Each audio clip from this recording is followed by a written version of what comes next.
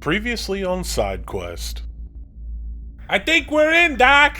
Doc? What you see before you through the dust as it kind of floats back down and intermingles with the fluorescent lighting in front of you, you can see stairs leading down that go to the basement level of the bank building. I guess I leads the charge. You see a guard standing in the corner of the room. The boulder thinks that you should put your hands in the air. They immediately put their hands up in the air. Listen. I didn't say speak. I'm sorry. I was just trying. I didn't say speak. I'm sorry. I just. Shut your mouth. I just can't understand you with the mask on. Oh my god. As much as I love your grenade launcher, I maybe we should take a more silent approach. Den, you are sitting in the alleyway when they give a report of an ongoing situation at the New Haven Bank and Trust. Ooh. Wayne, the Popo are on their way. I'm trying to take care of the cameras, Doc. Okay. Put your hands up. Put your hands up now. Whoa. We're bank security. No, we're bank security. You don't. No, we're bank security. No, we're bank security. Well, hold on. Dean's gonna chime in and go, hey, Doc, cops are here. Time to wrap this up, Bob. We could use Viesel maneuver. I wave my hand at him for me to duck and run away and him shoot the grenade launcher at the guards. What? So, Dr. Cogsbuckle, you stumble on plant number 1, which again was clearly marked by Ratboy on his floor plan in the preliminary vent work that he did for this job, and spin into it and not away as previously intended, and take a healthy dosing of shrapnel. You were supposed to weasel out of the way. I understand, Wayne, but you know. he wakes back up and says, we can't actually get in the safe. Who can? The bank manager. Oh, yeah. Mm-hmm. And I look and say, I'm sure glad I brought 2 of these, and I stick it to the lock. You turn around and see that a good chunk of the vault door was taken off, but it was about 4 feet thick. So there's still door to be had. Yes, there is. Well, luckily I have another grenade launcher that is undamaged. Sir, they've seemed to have called the police to the bank. Goodness me. You're sitting in the alleyway when 2 of the police officers, the Protectorate forces, they round the bollards and guns raised, start moving down the alley towards your car that is sitting lights off but idling in the alleyway. And Boulder, you guys have quite the situation for yourself at the moment. You hear shots being fired above, a lot of loud sounds, and a lot of screaming. You have 1 dead security officer and 3 living ones bleeding out on the floor in front of you, and a partially damaged safe. What do you guys do? Wayne? Yeah, so now might be a good time to use the other grenade launcher that you have on hand. that was the plan, and I pulled the trigger. Your ears still slightly ringing, but definitely muted by your earplugs to see the inside of the vault and all of the lines and lines of safe deposit boxes. Just free for all. Grab what you can so we can get the heck out of here. And you're able to stuff 18 of them at random into your duffel bag. As you kind of flip him over to get at the gun that is underneath him, you see a small pin with the colors and crest of the Renoir crime family. Doc, we got a problem. Oh my god, what have we done? Also down the alley, you see 2 large black cruisers unmarked park kind of nose in front of the cruiser vehicle that's parked in perpendicular to you, and you see 4 guys get out of each car, all dressed in black, toting some heavy weaponry. Boulder, grenade, wall, behind me, go! I'm gonna go and pick up the dock, drop my grenade launcher because it's on a sling, so it's gonna fall to my side. Right. And I'm gonna throw the dock in the back of Monica. I'm gonna dive through the window, and we're gonna do a sweet mall run montage. No. Of a cop chase through the mall. I like it. This is great. Not only do you drive through the glass, but you manage to kind of like get a side wheelie ramp going on some benches on the right hand side. It actually lifts the car off the ground, and you completely clear the bollards on the outside. I Yes, sir. do the 90, stop completely, look Boulder straight in the face and go, guess I'm just built different. And then just slam the accelerator. And as you pull up to the lighted building that is Dr. Cogsbuckle, Phineas Cogsbuckle School for Enlightened Children, a gaggle of students flood out of the doors to greet you guys. Students, I want you to know you did a fantastic job today. Excellent work. We got plenty of money to buy new toilet paper, so you can stop using my issues of Cog Weekly. So one small child in the back has their hand raised up. Yes, you. Dr. Cogsbuckle, I have a question for you. Yes. This kid's like 6 years old. Of course, what's your question? Did we get away clean? Do you see me? What do you think the answer to that question is going to be? And just as you say that, 10 black cruisers pull into the round circle in front of Dr. Cogsbuckle's School for Enlightened Children. Crackers.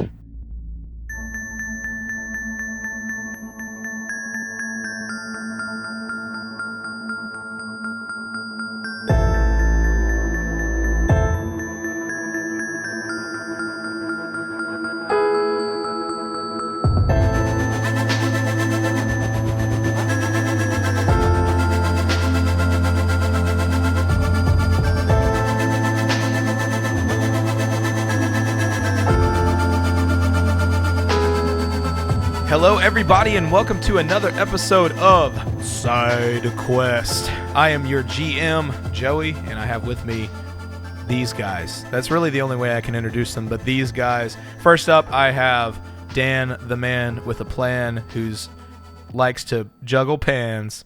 Dan, how are you, Dan? Howdy, everybody. Whoa, Doing okay, great. Bringing a different energy. How are you? Bringing a different energy. Give it one more time, a little bit more of a Texas accent. Here we go. Howdy, y'all. It's Dan. Wow.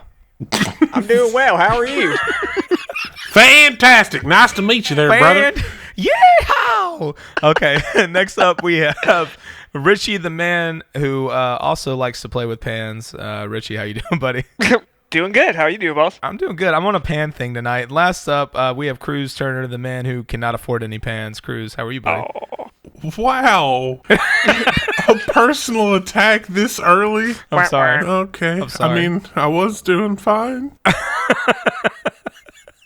Oh, Because of the man. no pants thing, right? I mean, Yeah, I said pants, not pans, oh, right? cool. I'm wearing shorts and no shirt. Oh, nice. Yeah. I just Man, too bad we're not on camera I just tonight. had to get comfortable, you know? Oh, Cruz's OnlyFans coming soon. Indeed.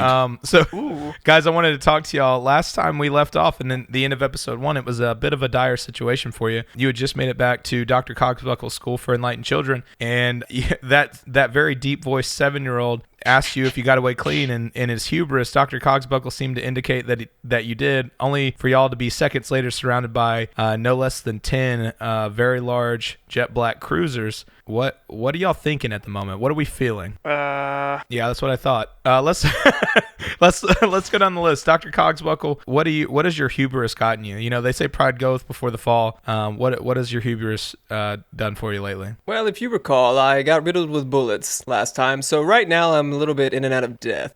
So, but Right. I would say my first thought when I see the black cruisers pull up is, oh God, what have we done? And a second thought is they're parking on my grass. Yes, I have Rat Boy tend to the lawns quite often. I judge him very strictly. Does he? I think some of the places in the lawn are more fertilized and yellow than other places because Yes, he pees specifically in those places. Yes, you could say that. Yeah, I I thought think that, well, just use your imagination on that one. Dan, Monica took a bit of a beating last week. How's she doing? Okay, I'm gonna call it okay. She's not talking to me right now Right. because I think due to all the holes and whatnot, but it's fine.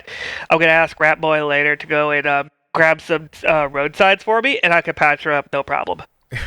Nice, very nice. I like the aesthetic of Monica covered in road signs. It's pretty good. Using course. just smelting them onto the car. Yeah.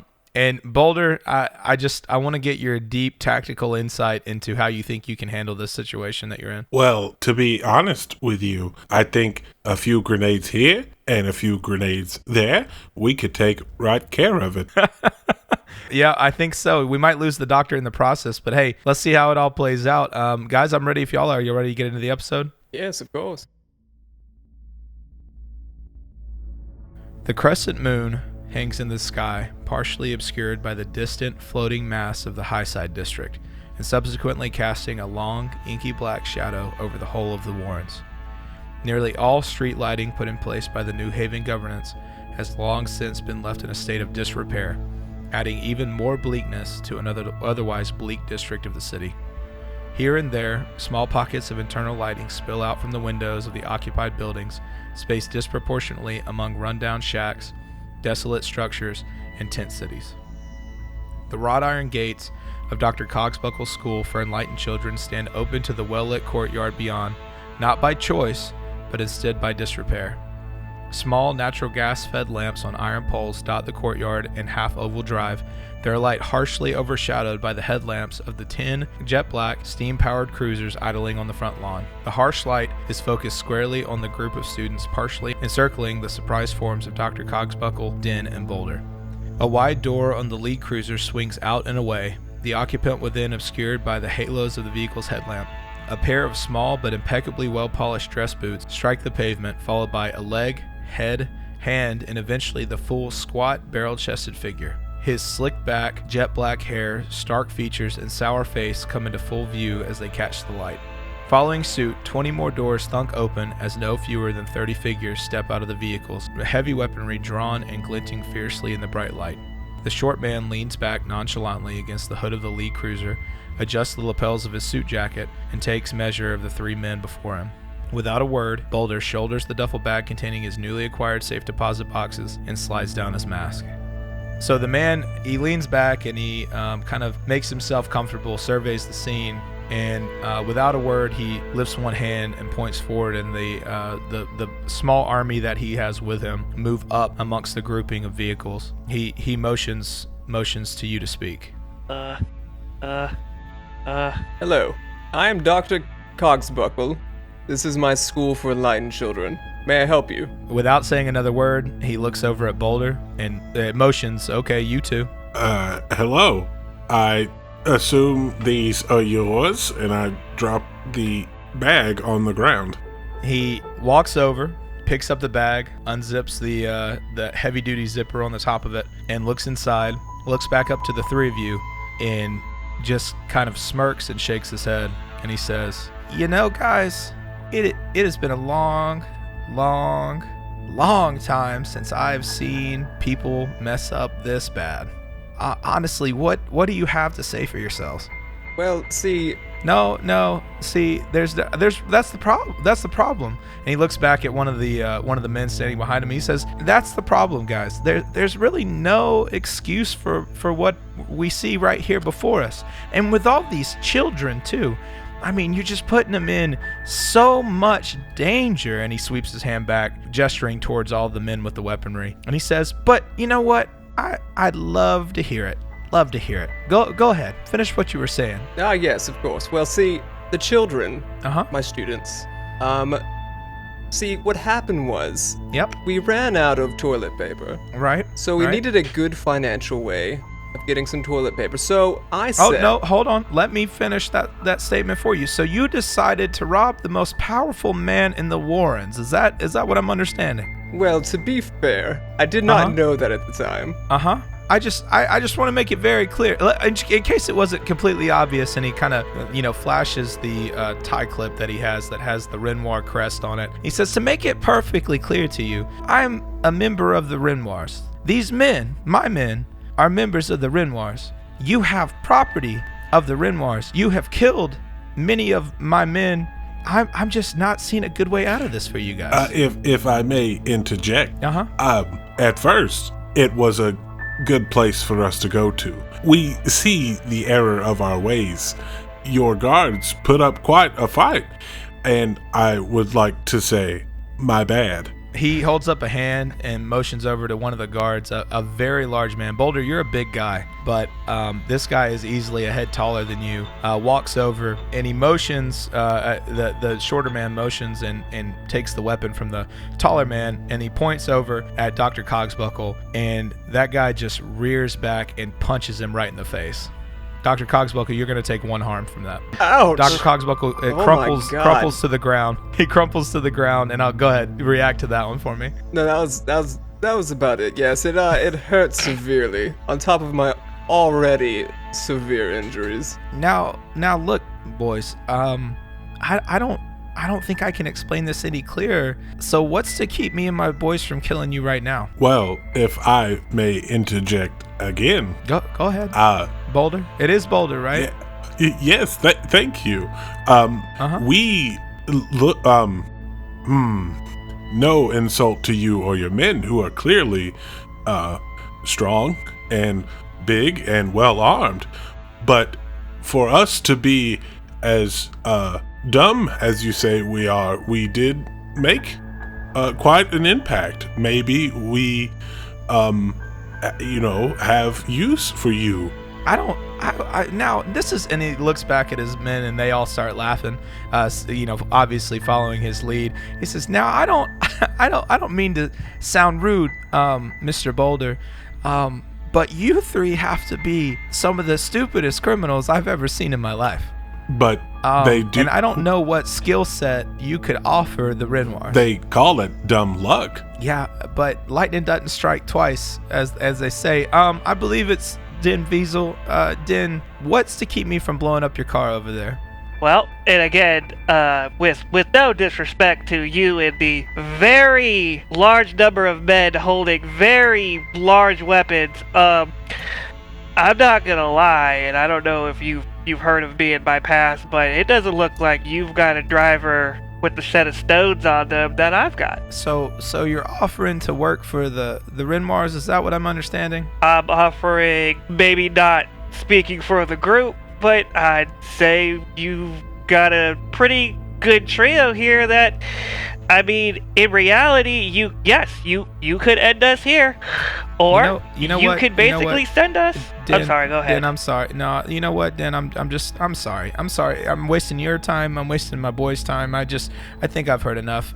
Hey guys, let's kill him and torch the place and let's be done with this. And he or you can send us on all the stupid stuff that you don't want your men to go on, and what's it to you if we die on those missions that you sent us on? It doesn't cost you a cent, and it gets a rat out of your hair. I think that's how the saying goes.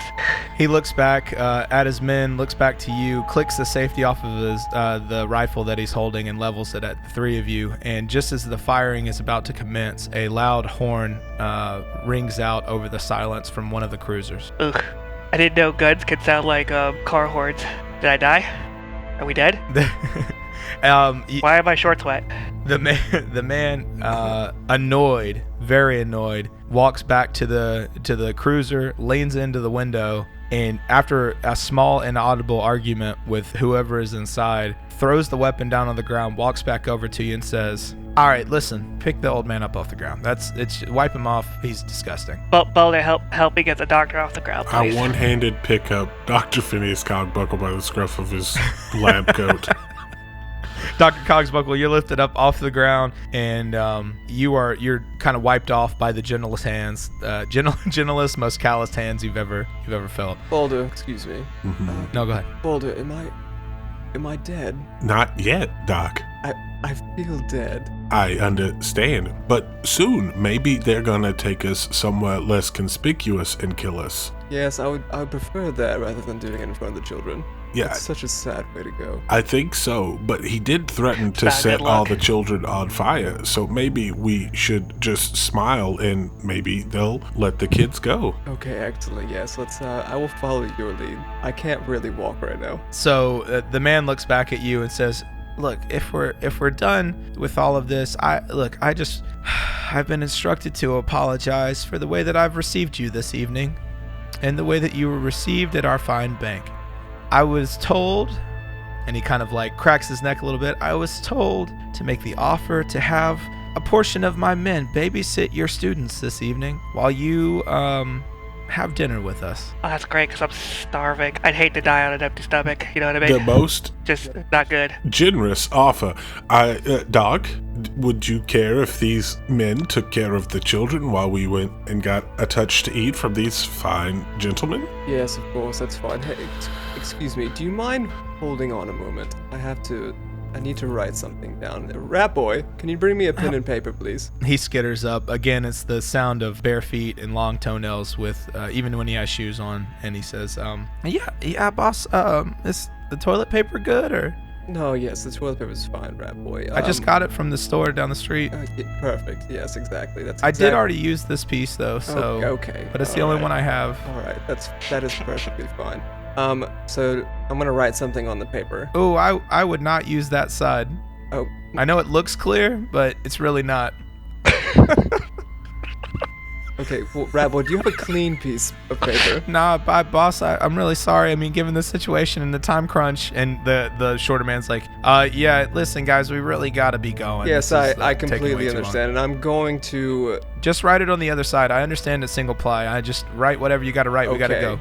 All right. I am just 30 seconds away from starting to kill children to speed you up. Okay, well, don't do that, please. I write down on the piece of paper and I hand it to him. It's instructions on what to do for the children. He snaps at one of his boys and gets him to come over and take it. Obviously, he wasn't going to touch that. And says, why do so many of your kids have peanut allergies? Well, you know. They're extraordinary for a reason. Yes, you know, extraordinary children sometimes have weaknesses. I tell them it's not their fault. So okay. Anyway, well, you know what? I feel like that should be unpacked at maybe an in-between episode or something.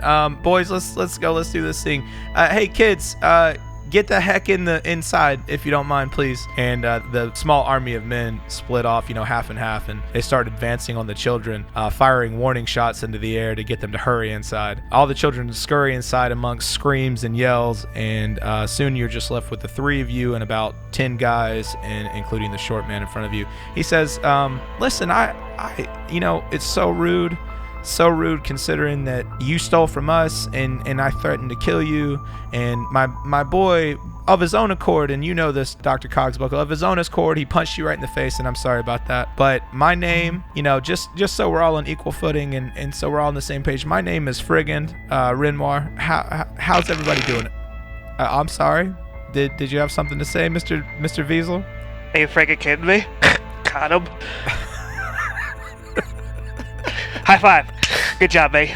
You do understand, sir, that I could not only have you killed, but kill you and destroy your car. I would be also very clear. Yes. You're right. And I'm going to formally apologize, but just know that bird ain't gonna go away, baby. And he's just gonna wink.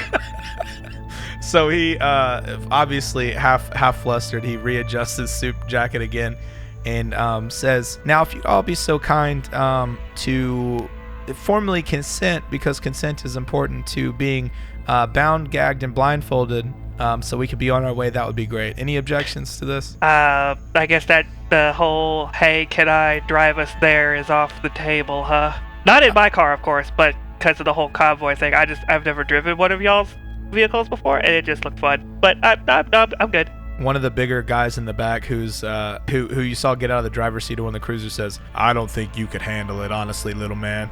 I'm going to touch on that on a later basis. What's your name? My name? Yeah. My name's Nelson. Nelson. Got it. All right. I'll get back to you on that, but if we can go ahead and get the bag thing on before I start having breathing problems due to all the anger. Yes, yes, you have my friggin' consent. Did you just come up with that one? Nice one, Doc. Got him again. He gets one of the boys to come over and just manhandles you and they start gagging you and pretty hard, uncomfortably hard. If the boulder promises not to speak, I don't like things in my mouth. You're speaking right now, Boulder. You do understand that, I right? know. I'm saying on the trip you can blindfold and cover and whatever, but please, my mouth. If you speak, you realize they're gonna kill you. Boulder nods. Okay.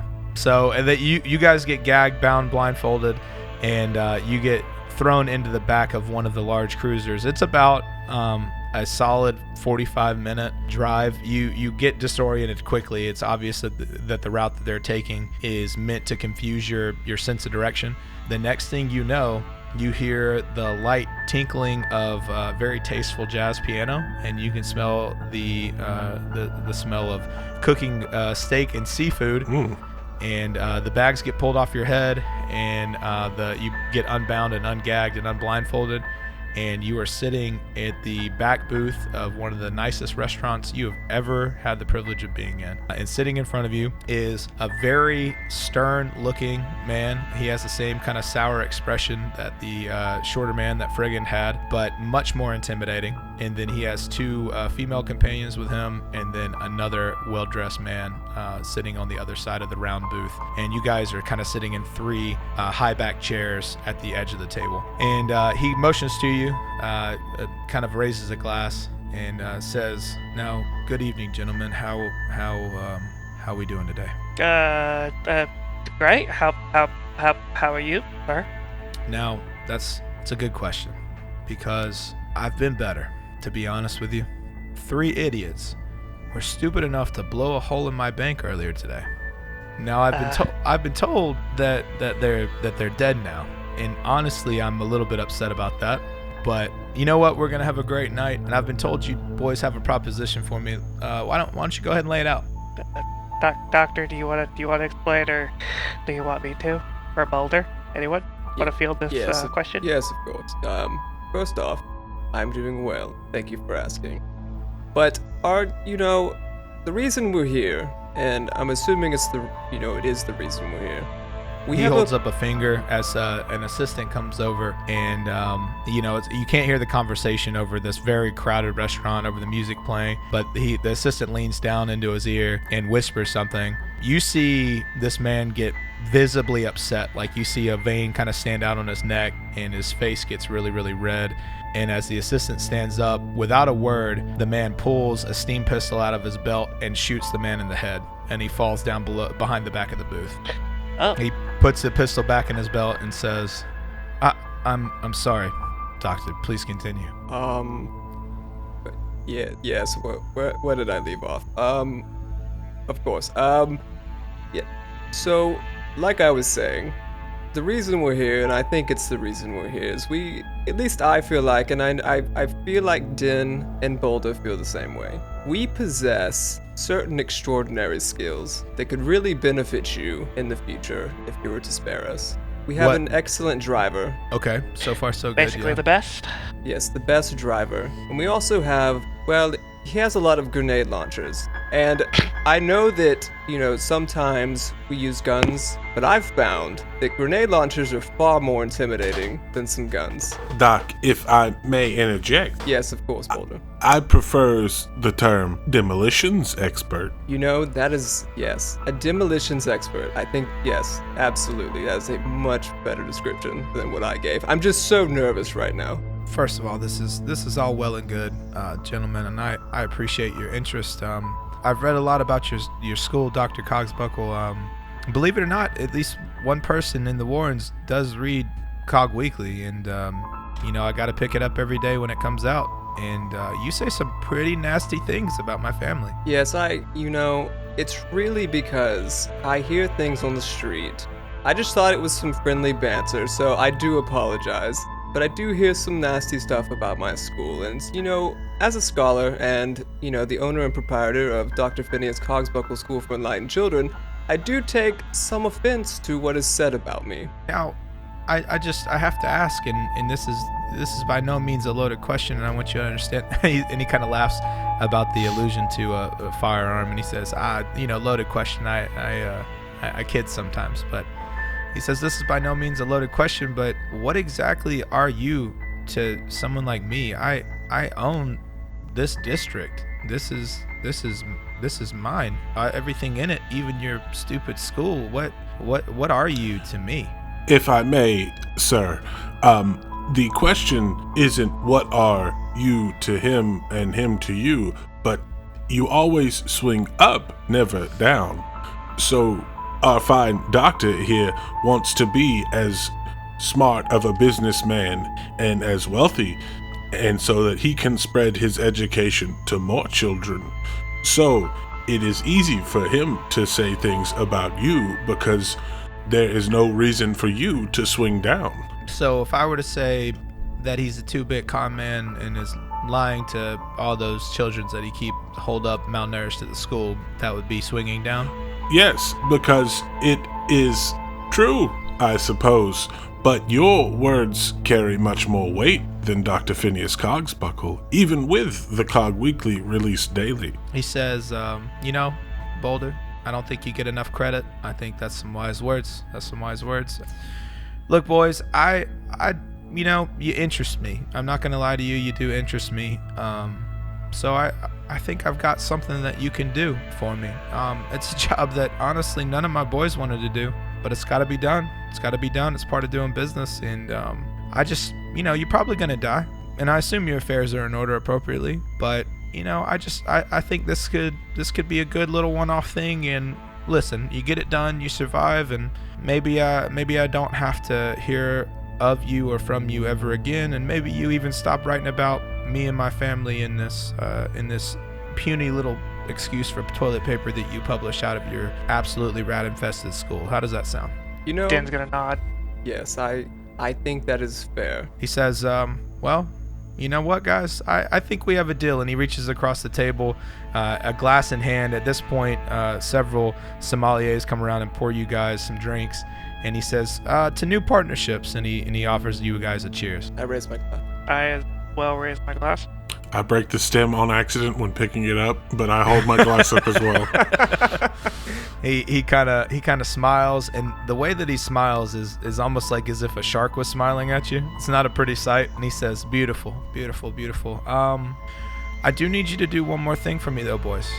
I gotta see what your skill level is if we're gonna be doing this thing. And for that purpose, I've organized a bit of an event in the back. If you're interested, you don't really have a choice, but if you're interested, I think it sounds delightful. Only problem and caveat is I'm gonna need you to leave all your weapons on the table if you don't mind. That's rewind slightly. Boulder goes, never mind. He doesn't. He just puts everything on the table. I was gonna say he goes, but I am a weapon. That's gonna be a bold statement in just about a second. Yeah. If I may interject. Now, you say you want us to prove ourselves. So, yes. Yep. Now, gotta see what you got. Yes, I understand. Now, after our field trip earlier, I did suffer some major injuries, and it's very hard for me to, you know, move around. So I don't feel like me going and doing this, I would be able to act to my fullest potential. No sooner do you get the words out of your mouth than a man clad in black grabs the side of your head, tilts your neck to the side, and stabs you in the carotid artery with just a massive needle, and just starbursts and patterns explode in front of your eyeballs as you've been injected with a healthy dose of boost. It's you feel like your brain is going 1,000,000 miles a minute, and in game terms, what that is going to translate into is that you have been healed 5 harm. If I may ask, could we consider ourselves, if we succeed at your gathering, if our debt to you will be paid after the job we could be doing if we impress you? Oh no. He kind of laughs a little bit and looks around. The women and the well-dressed man that he's with laugh too, and he says, no, Boulder, no. The debt's not going to be paid with just this job. No. I didn't anticipate that. I was trying to say in general, if we could ever work the debt off for you. I'd assume that by the time you get to the point where you could work the debt off for me and have done enough, you will be too invaluable to my operation to just let go. Well, that's fine, as long as I have gainful employ and a life to live. I think the life is the only thing you need to focus on at the moment. Gainful employ at this point, sir, is merely having a normal meal. I like how Boulder's voice has changed. He got very formal. It's the fear talking. That's right. My pants are now wet too, Din. Yeah, I'm very cold now. So he says, well, boys, now the doctor looks like he's in fighting shape, and my men will escort you to the back. Good luck, I guess, is the best way to put it. Any last thoughts? Any last words? I really hope I don't see you boys again anytime soon. It'd be great for me if y'all just died on this job, to be honest, but hey, who knows? You know, fingers crossed. Fingers crossed. Hey, Dr. Cogsbuckle, you should probably rush back to the school after this one. Somebody might have left a present for you. And you guys get gagged and hooded before you can say anything else. Another loud, heavy set of shuffling around You can't hear anything other than like the bag rubbing against the earplugs in your ears. And no ride this time, but just a shuffling to the back of the restaurant. When you're kind of pushed into a room, it's very cold and damp feeling. And as the bags come off and the earplugs come out, you hear just a huge amount of crowd cheering and roaring, and you did not expect to be in the middle of a round cage with some 150 people surrounding it. What you also didn't expect was the very large 7'5" man, heavily bemuscled, weighing has to be 500 pounds, standing at the other end of the cage. Any thoughts before we do this thing? Like our odds? Question mark. Doc. Oh yeah. Also, we're in a cage. What's the floor look like? Like, is it tile? Is it concrete? What's going on? So this is like a poured concrete slab floor. You've got a cage all the way around. This kind of like black chain link fence, but it's got these wires run through it. And from the top of the cage, there's a few people kind of standing on platforms up near the top of the cage, and they throw down an assortment of weaponry into the middle of the cage. So I'm gonna let everybody. So we're going for very bad damage, but this is non-lethal because Clegsfield doesn't want to kill you here. So this is all gonna be non-lethal, but it's pretty nasty looking weaponry. The man standing opposite the cage picks up a bent pipe, and he picks up a baseball bat with a big nail sticking out of the side of it. What weapons do you guys pick up? Go ahead, Boulder. You're first. I feel you should get first choice on this. I guess I pick up the broken pool cue. Nice. That's a good one. I like it. All right, Den? I guess I'll take like a beer bottle. Like a whole beer bottle. A whole beer bottle. Boulder slaps the beer bottle out of his hand and hands him the monkey wrench. Nice. Yeah, a big, just a giant like cheater bar size monkey wrench. Oh yeah. No, this feels good. Dr. Cogsbuckle, what do you pick up? Well, first, I would like to use one of my abilities. Yeah, go for it. Yes, of course. I'm going to use Divine Protection. Now, what is Divine Protection? Now, this ability... Wrong game, Dan. This isn't D&D. No. It's not D&D, bro. This is my move. Now let me use it.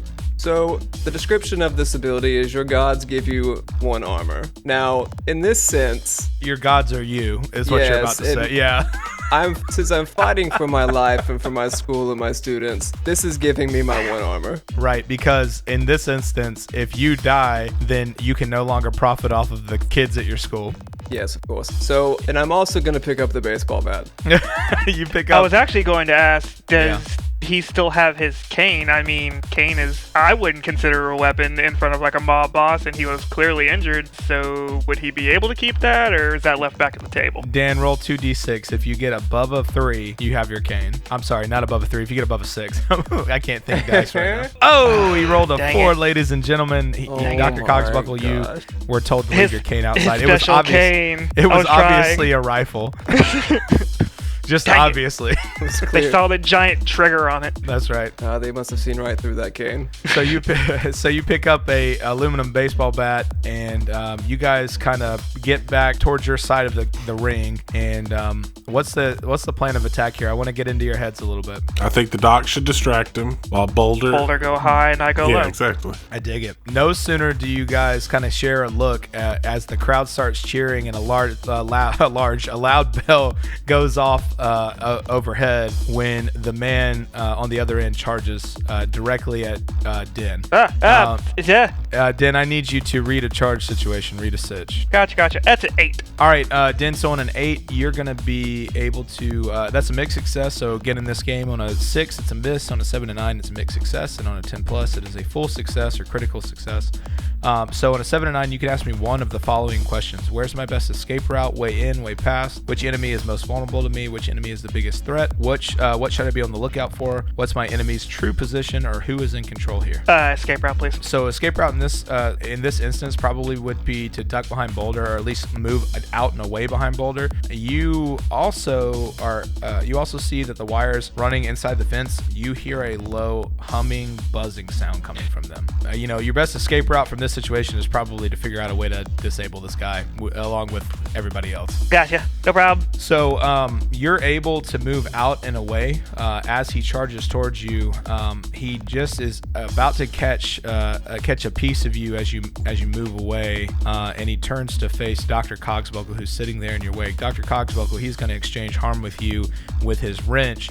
He swings it down over the top of you, and as you kind of bend down and away from it, it just rakes right across your back, and dealing 2 damage to you, 2 harm. But with your I guess belief in yourself and your 1 armor, you stand up to this devastating hit across your back and only take 1 harm. What do you do in response? Well, I'm going to, with the adrenaline pumping through my veins with the shot of boost, I'm going to attempt to hit him in the kneecaps with my bat.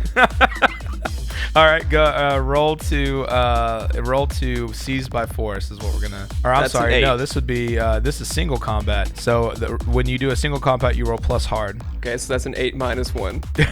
7 on a 7 to 9. You can choose one of the following: you inflict terrible harm, which is plus 1 harm, or you suffer little harm, which is minus 1 harm. So you can either inflict terrible harm or suffer less harm. Inflict terrible harm. Okay, so you're gonna inflict plus 1 harm on him. So your pipe, so all of your hand melee weapons are gonna have a 2 harm indicator on this, and so you're gonna inflict 2 harm, but his natural armor, he's a thick-skinned boy, is gonna absorb 1 of that harm, and he's only gonna take 1 harm. I'm sorry, he'll take 2 because you did terrible harm. So he kind of spins away, taking this back to the kneecap, and then turns to face Boulder. Boulder, what do you do?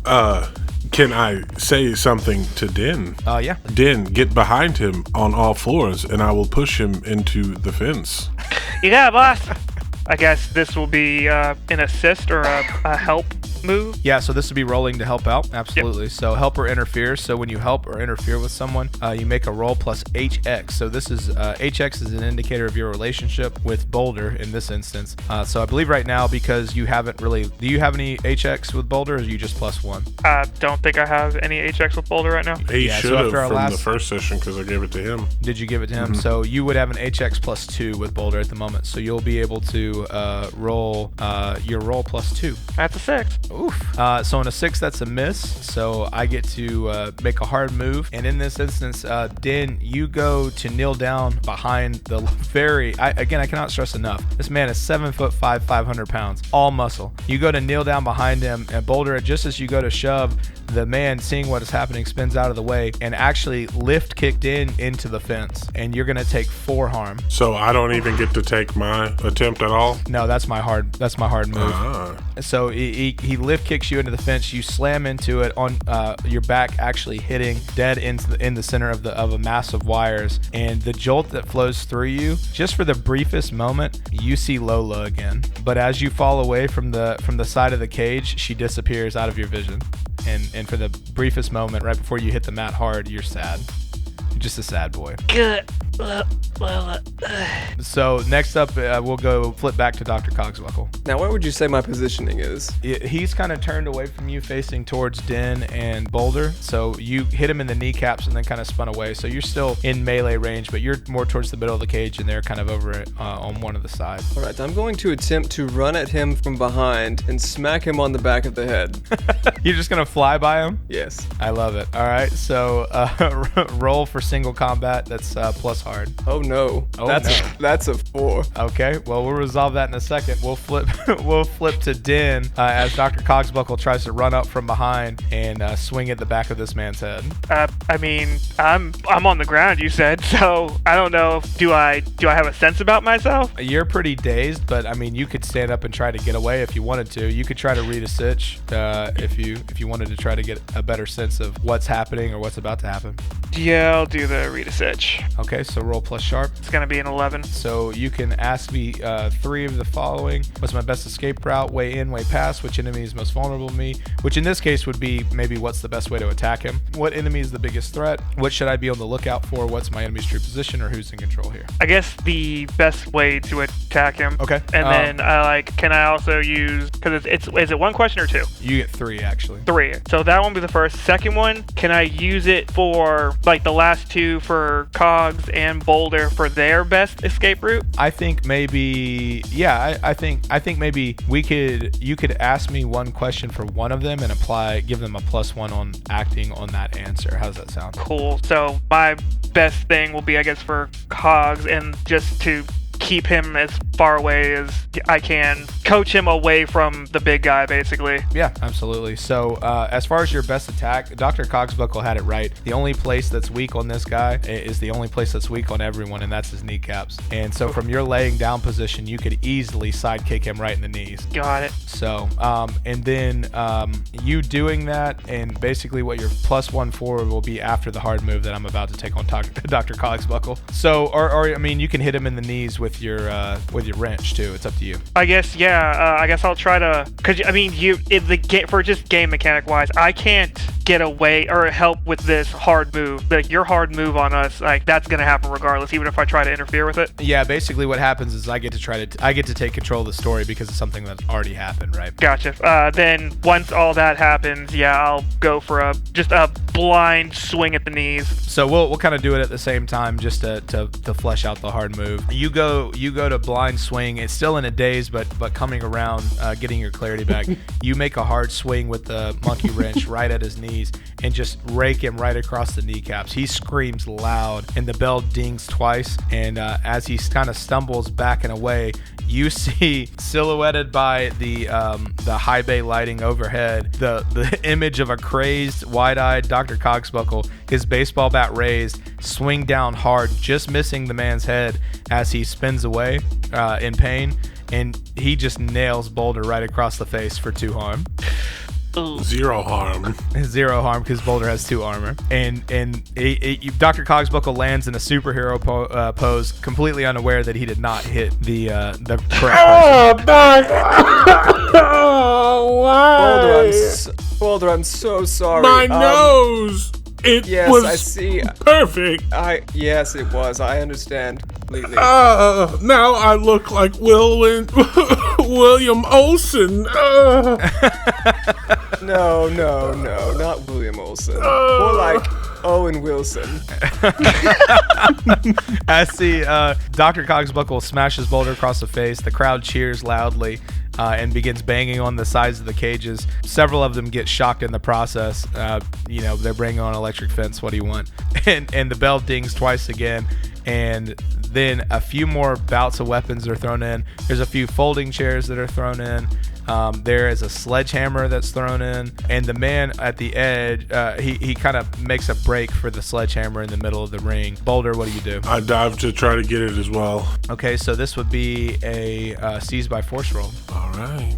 So this is plus hard. It's a +3 on hard. So this is a perfect success. So again, in this game, guys, the way that we do this is 10 plus is a full success. A 13 plus is a critical success. So the same thing as that a crit 20 is in D&D. So you can choose 3 of the following. You inflict terrible harm, which is +1 harm. You suffer little harm, which is -1 harm. You take definite and undeniable control of whatever you're trying to seize, or you impress, dismay, or frighten your enemy. Okay, so the Boulder, now with his newly adjusted nose, thanks Doc, he will attempt seeing the man dashing for the sledgehammer, will charge forward, striking him for serious harm. Nice. So that's +1 harm, okay. With that +1 of my gunslinger moves, I inflict +2 additional harm. Oh Lord. And then I will take definite control as he is swept back from the strike, grabbing the sledgehammer, and I will take little harm just in case he strikes back.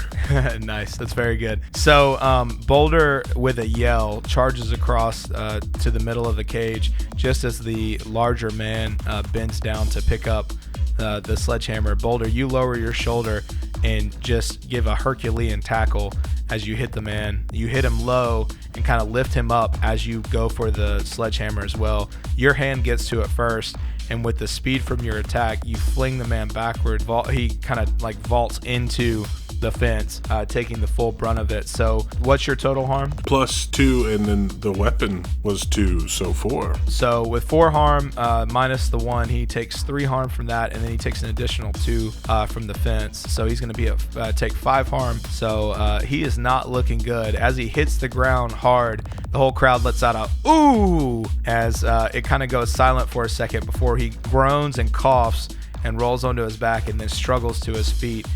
Boulder, you're standing there in the middle with the sledgehammer in hand.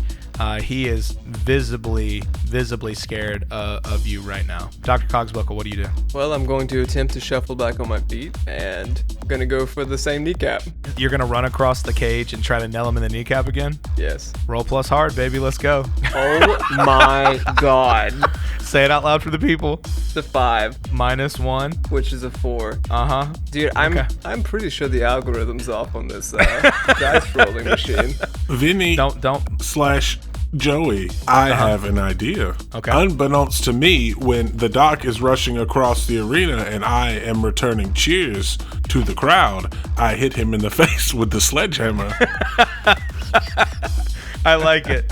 Yes, this is good. So as he runs across, he's got his bat raised high, and he just has a frenzied scream and look in his eye. Again, he's all hopped up on drugs. He has a frenzied scream. You're returning cheers to the crowd. That you'll have a chant going back and forth of bowl and dur, bowl and dur.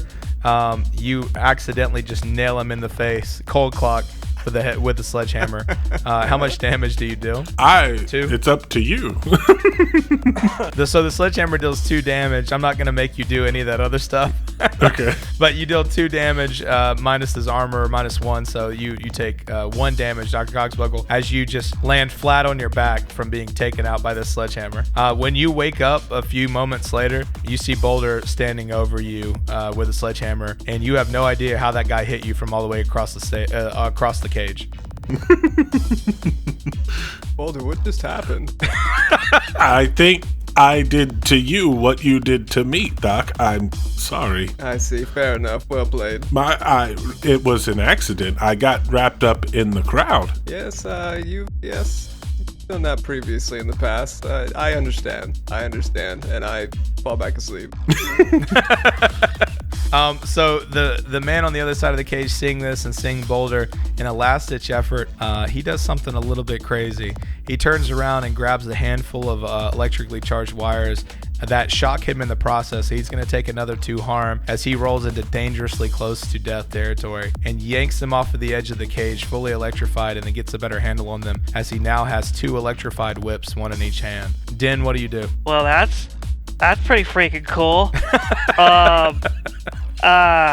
God, I wish I would have thought of that. I mean, I'm gonna kind of because I'm still face down, still, because that, for lack of a better term, sucked. Yeah, right. I'm gonna get to basically 1 knee, and assuming his gaze is very concentrated with Boulder, I'm gonna just yeet the wrench as hard as I can at his head. In my head, I'm just sitting there, throw the wrench, throw the wrench. I love it. So roll plus hard. This is Richie out of character. I am really sorry for the inevitable fail in clocking you in the head, but I really am. I love you, but hey. Oh, it's a 9 plus. It's a 9. It's a 9. So on a 7 and 9, which is a mixed success, you choose one of the following. You can inflict terrible harm, which is plus 1 harm, or you can suffer little harm. Plus 1 harm. Okay. There's ill intent behind that yeet. Yes, I understand. So as you throw the wrench, you kind of like cock back tomahawk throw style, and you throw it, and as it tumbles through the air, seeing this, the big man's eyes go wide, and he whips one of his electrical cords around and whips it towards you at the same time. And as they kind of cross paths in the middle, it's this very cool slow-mo moment as they crackle with electricity, as the one tiny thin line of electricity kind of just barely touches the hammer as it crosses over. It's a very cool Marvel movies moment. And the hammer strikes him full on in the dome, just nails him. And at the same time, the end of the cable wraps around the front of your outstretched arm. And you're going to take 3 harm from that one. So, also out of character, Joey, that's, I don't know if you've been keeping up with my harm lately here, but that's going to put me at 10? Oh, you're almost at midnight, huh? Yeah. Den is in very bad shape. Also, just as it wraps around my hand, you're just gonna see Din's eyes go really wide. Go, I don't care. That's still one of the coolest things ever. Yeah. But the last thing you see before your vision goes dark and your arm gets very, very hot is the guy getting clocked right in the forehead. I'm gonna let it follow up with Boulder's last action as this guy he's one harm away from being done. So what the Boulder sees in his head is wrench face. He falls forward, and Boulder runs across the arena and pulls the hammer above his head with both hands and drives it down into his skull like Gallagher and a watermelon. I love it. Roll to do single combat. Plus harm. Hard. Plus that hard. Is a 9. 7 or 9 is mixed success. You can either inflict terrible harm or you can suffer inflict terrible harm. So that will be a total of 4 harm. Describe the whole scene for me in graphic detail. There Boulder is, standing, sweat dripping, blood dripping from his face. Boulder sees his opportunity as his friend Din is laying on the ground being tased. He runs forward, lifts his hammer, and goes pop goes the Viesel, brings down the hammer, and the man's head explodes as if it were filled with little bits of explosive. The crowd cheers, the blood all over his face. He raises his hammer and he says, "Boulder!" The crowd goes wild as cheers of Bull and Durr start echoing back and forth across the room. Money changes hands from people taking bets on the fight. And the last thing that you guys hear as you're electrocuted from behind as a group of men dressed in black storm the middle of the cage is the sound of the crowd cheering Boulder's name. And Doc, all you can think is the itchiness of the drug starting to wear off in your system. You guys black out, and next thing you know, you're awake, sitting on the gaslit lawn of the School for Enlightened Children. Was that a dream? It's quiet, the moon hangs high overhead, and other than immense and terrible soreness and quite a few injuries, you seem to be alive. Should have said, bro. I'll get it next time. Why don't you guys have a quick discussion about the events of the evening? Let's start with Dr. Cogsbuckle. What exactly happened? All I remember was getting slapped in the face really hard. Doc, I'm not gonna lie. I think I found my new calling. Arena fighting. After that encounter, maybe it's time to resume combat training at the school. The school! The guy said he left the president of the school! Just as you say that... Oh, I'm so sorry, Richie. No. Just as you say that, you hear what seems to be, it really just kind of comes into focus. You hear what seems to be a timer beeping down, coming from the direction of Monica as she sits at the top of the oval drive. That's not where I parked that. What do you do? I mean, I'm going to get up and I'm going to start sprinting. I have to start sprinting towards my car. I need you to roll 2d6, and if it's higher than a 6, let me know. Oh. How about 6 on the nose? I'm sorry, Richie. As Din sprints towards his car, illuminated beautifully in this Monet-esque painting, you see a big fireball light up the night sky. No! Monica! I see him just sprinting and like stumbling, and all of a sudden it's just this bright light, and you see him silhouetted, and then he drops to his knees and goes, "Monica!" As the fireball clears up away and dissipates into the air, Dr. Cogsbuckle, while you did observe the scene and didn't really feel anything about it, you start to feel as sad as Din does as you see the front part of the school, the front entrance, severely damaged from the blast. Oh, my school! Not the front door! Oh my goodness. Boulder, it's about this time that you remembered that one of your grenade launchers was damaged in the bank heist. Just randomly And then all of a sudden, a flaming candy bar lands beside me. Ugh. This brightens things up, and I pick it up and I eat it. Thanks, everybody, for joining us at SideQuest. We hope you had a really great time. We did, too. I'm sorry if that one got a little bit intense and scary. What am I talking about? No, I'm not. Guys, did y'all have fun tonight? I did. That was dope. I did. I legit now was want in to a do Fight more Club. arena fighting. Like, I know that it was everybody's hand, but when Boulder had the opportunity to Gallagher some dude's head, like... That's just a good time. That's a good time had by all. Well, again, thank you guys for joining us at SideQuest. We had a fantastic time, and we want to tell you just for a second. I want to get Den in Den's voice with Den's personality and in Den's feelings at the moment, telling you about our social medias. There's a Patreon where you can give me money to rebuild my car. And we got a Twitter where you can go hashtag screw that guy that blew up Monica. We also got a Discord. Den, if it's okay, look, I'll take over from here. You can consult Den on Discord. You can also find us at our subreddit SickPod, SIQPOD. That's Reddit/r/SIQPOD. And then you can also find us on all of your favorite podcasts. Please give us a review. And on Apple, I don't think all the other ones take reviews, but give us a review on Apple. 5 stars would be amazing. We hope that we deserve it.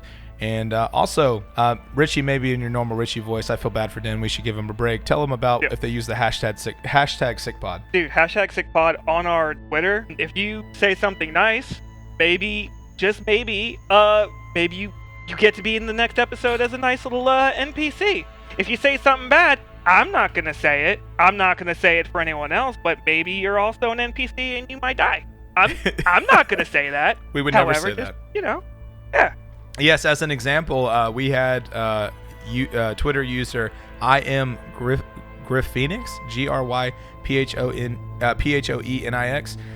His name is Isaac, and we had him tweet at us today using the hashtag SIQPOD. And as a result, in next week's episode, he will be an NPC, which I'm very excited about. So thanks, Isaac, for tweeting at us using the hashtag. Guys, I think I covered everything. Did I miss anything?